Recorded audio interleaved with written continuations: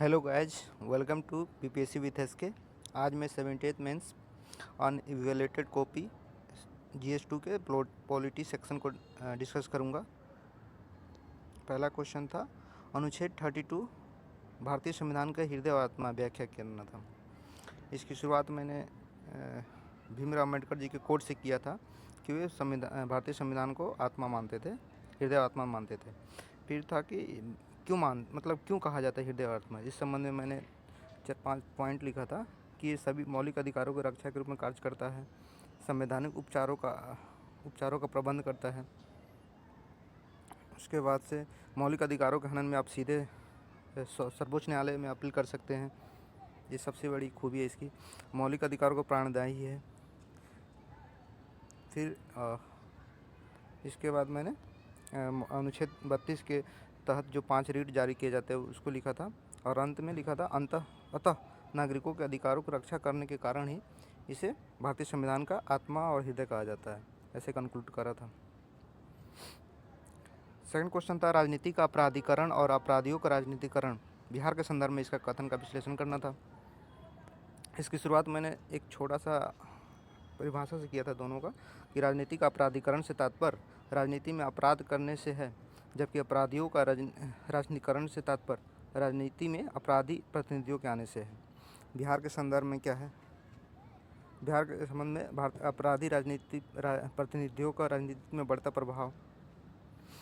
उसके बाद से राजनीति के नाम पर हिंसा, सांप्रदायिक दंगे, राजनीति में आने के लिए धन बल का प्रयोग, कई बाहुबली नेताओं को बिहार की राजनीति में स्थान।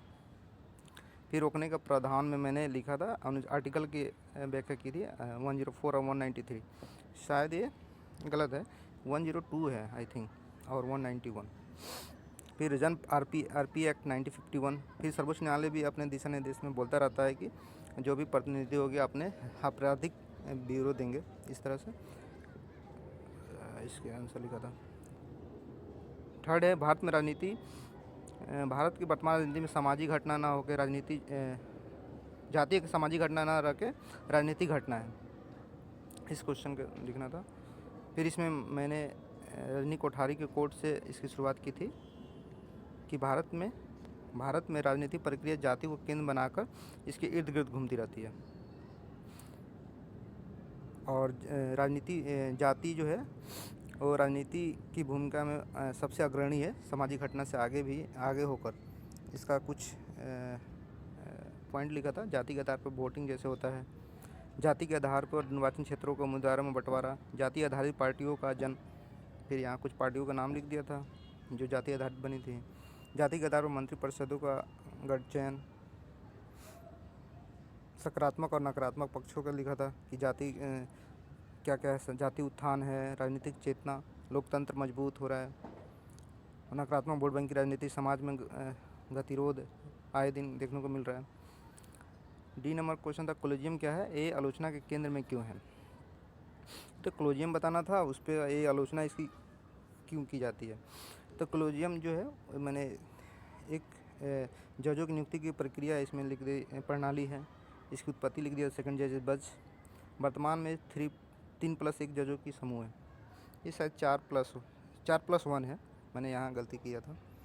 सकारात्मक और नकारात्मक पक्षों में लिखा था। कार्यपालिका विधायिका के हस्तक्षेप, सकारात्मक में कार्यपालिका विधायिका के कार्यों में हस्तक्षेप करती है। लोकतांत्रिक है, नागरिकों के अधिकारों के लिए लड़ती है। आलोचना एक ऐसी व्यवस्था जहाँ जज की नियुक्ति करती है। पक्षपात भाई भतीजावाद को बढ़ावा दे रहा है। लैंगिक समानता की उपेक्षा है। इसका समापन मैंने 99 संविधान से जो NJAC लाया गया था, नेशनल जुडिशियल अपॉइंटमेंट कमेटी, उसके तहत मैंने इसका समापन किया था।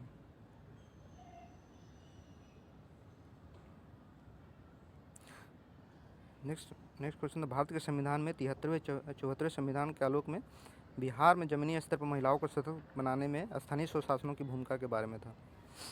इसका शुरुआत मैंने 74वें संविधान संशोधन के माध्यम 1992 के माध्यम में स्थानीय स्वशासनों को संवैधानिक दर्जा किया गया तथा सत्ता का विकेंद्रीकरण किया गया। कुल मिलाकर इसका जो मेन फोकस था वो विकेंद्रीकरण का था, सत्ता का विकेंद्रीकरण। फिर कैसे महिलाओं को सशक्त किया है, आरक्षण जो है वो 33 से 50% शहरी निकाय में भी 2007 में इसको कर दिया गया था। तो यहाँ पंचायती ये लिखना ज़रूरी था। बिहार में 2006 में पंचायती राज संस्था अधिनियम बनाया गया था, जो महिलाओं को कैसे सशक्त किया है। अब राजनीति में सशक्त, राजनीतिक रूप से सशक्त, राजनीतिक चेतना का विकास हुआ है। हिंसा और सामाजिक पर्दा में कमी, राजनीति में क्षेत्र में परचम लहरा रही है, राज्य की नीतियों का क्रियान्वयन कर रही है। अतः इसमें बिहार में महिलाओं को सशक्तिकरण में महत्वपूर्ण भूमिका निभाई है। लॉन्ग क्वेश्चन में था राज्यपाल से रिलेटेड। इसकी शुरुआत मैंने एक सामंजस्य रूप में किया था कि भारतीय संविधान में संघात्मक व्यवस्था को अपनाया गया है, जिसके अनुसार से राज्यपाल राज्य के प्रमुख के रूप में तथा केंद्र के प्रतिनिधि के रूप में भी कार्य करता है। अब इसको डायग्राम के थ्रू बता दें कि राज्यपाल का कार्य जो राज्य के प्रमुख के रूप में, केंद्र के प्रतिनिधि के रूप में क्या क्या है। फिर इसका थोड़ा डिस्क्राइब भी किया था कि कार्यकारी शक्ति क्या है राज्यपाल की, मंत्रिपरिषद की नियुक्ति करता है। फिर उसका विधायी शक्ति क्या है, न्यायिक शक्ति क्या है, ये सब मैंने ऐसे करके डिस्क्राइब किया था। फिर केंद्र के प्रतिनिधि के रूप में क्या कार्य है राज्यपाल का, तो राज्यों के कार्यों पर नज़र, राज्यों के कार्यों की जानकारी केंद्र तक, रॉयल्टी अनुदान की समीक्षा, संवैधानिक तंत्र की विफलता पे आर्टिकल 356 जो है लगाता है राष्ट्रपति शासन, राज्य के विधेयकों को राष्ट्रपति के लिए आरक्षित करना। अतः इस प्रकार राज्यपाल जो है वो एक कड़ी के रूप में कार्य करता है दोनों में। फिर वर्तमान परिदृश्य में राज्यपाल की क्या भूमिका है। राज्य विधेयकों पर अनुमति देने में देरी, जैसे तमिलनाडु में राज्यपाल की राजनीतिक महत्वाकांक्षा, जैसे राज्यपाल बेबी मौर्य द्वारा उत्तराखंड में इस्तीफा के बाद चुनाव लड़ना। राजनीतिक महत्वाकांक्षा बढ़ता जा रहा है। राज्यपाल केंद्र के इशारों पर कार्य कर रहा है, जैसे महाराष्ट्र में देखा गया था। अतः इन सब प्रावधानों के कारण ये देखा जाता है कि जब केंद्र में सरकार बदलती है तो राज्यों में राज्यपाल बदल जाते हैं। फिर इसको मैंने एक एग्जाम्पल थ्रू बताया दिया। 1967 में जब पहली बार गैर कांग्रेसी सरकार बनी थी, फिर 1980 में भी सेम हुआ था जब फिर से कांग्रेस सरकार आई थी। उसके बाद से उपरोक्त प्रावधानों के अतिरिक्त राज्यपाल की स्वयं विवेक की शक्तियाँ भी है। क्या क्या स्वयं विवेक की शक्तियाँ, जो क्वेश्चन में पूछा गया था। आर्टिकल 200 के अंतर्गत विधेयकों पर अनुमोदन देने की संबंधी शक्ति है। तो उसी प्रावधान के अंतर्गत वो राष्ट्रपति के लिए विधेयक आरक्षित कर सकता है, राष्ट्रपति के लिए भी वो आरक्षित कर सकता है। ये स्वयं विवेक की शक्ति में आता है उनके। जब किसी पार्टी को पूर्ण बहुमत या त्रिशंकु होता है तो सरकार बनाने के लिए पार्टी को आमंत्रित करता है। सदन में अविश्वास प्रस्ताव पारित हो जाने पर विधानसभा को भंग करता है। राज्य में संवैधानिक तंत्र की विफलता, राष्ट्रपति शासन, ये है राष्ट्रपति शासन 356। राज्यपाल संबंधी कुछ वाद है, जैसे मैंने एक छोटा सा लिखा था, सार्वभौमवाद, पीवी सिंगलवाद, नवाब वेबियावाद, ये 2006, रामेश्वरम बनाम बिहार सरकार। अतः राज्यपाल केंद्र और राज्य के बीच कभी खाई तो कभी क्षेत्रीय के रूप में कार्य, ऐसे करके मैंने कंक्लूड करा था। कुल मिला के इसका आंसर मुझे अच्छा लगा। नेक्स्ट क्वेश्चन था आर्टिकल 370 निरस्त होने के बाद जम्मू कश्मीर के राजनीतिक और संवैधानिक परिवर्तन पर एक निबंध लिखना था।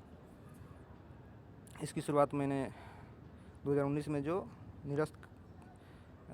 निरस्त किया गया था उससे किया था। फिर क्या क्या राजनीतिक और संवैधानिक परिवर्तन हुआ, उसको अनुच्छेद 370 हटने के बाद तो राजनीतिक परिवर्तन में क्या हुआ, 370 एवं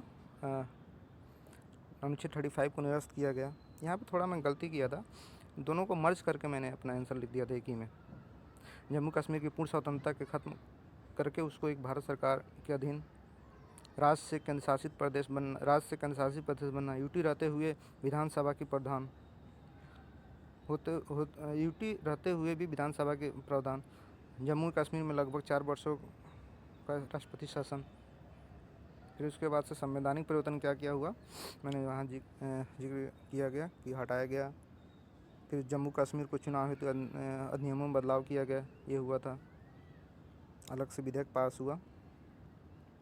इस क्षेत्र में निर्वाचन क्षेत्रों का निर्वाधन हुआ, यूटी संबंधी सभी प्रावधानों को लागू किया गया। प्रभाव क्या हुआ इसका, ये लिखा था मैं। शांति अनुशासन, सांप्रदायिक दंगे में कमी, समानता की स्थापना राज्यों के बीच, लोगों को मुक्त आवाजाही, लोकतांत्रिक मूल्यों की स्थापना, संघीय ढांचे को मजबूती मिला। अतः 370 के निरस्त होने से जम्मू कश्मीर में राजनीतिक स्थिरता की स्थापना किया गया है, ऐसे कंक्लूड कर रहा था। ये आंसर मुझे थोड़ा एवरेज टाइप ही लिखा हूँ मैं। आई होप ये वीडियो आपको अच्छा लगा होगा और एक रूपरेखा पता चलता होगा कि कैसे आंसर को लिखते हैं। Thank you so much.